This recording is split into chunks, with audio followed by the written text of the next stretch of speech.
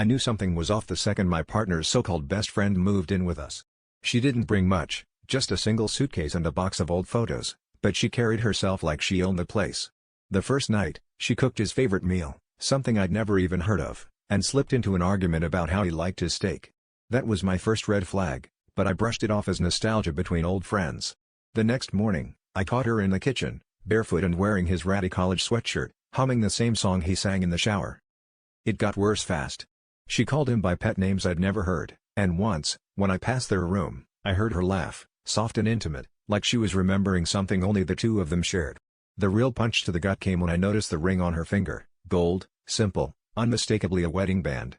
When I asked, she smirked and said, "It's just a habit. Old jewelry dies hard."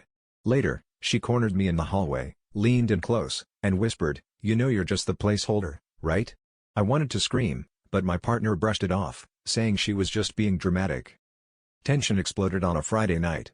We were supposed to have a date night, but he bailed at the last second to help her with something. Hours later, I found them in the living room, her head on his shoulder, his hand fiddling with her ring.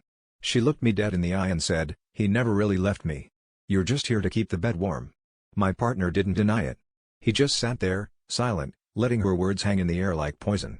I realized then that I'd been living with a ghost, competing with a memory that never really faded. I packed my bags that night, but not before confronting them both.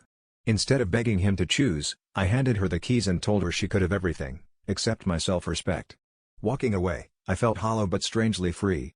The real twist? I'd spent so long fighting for scraps of love that I didn't even notice I'd stopped loving him months ago.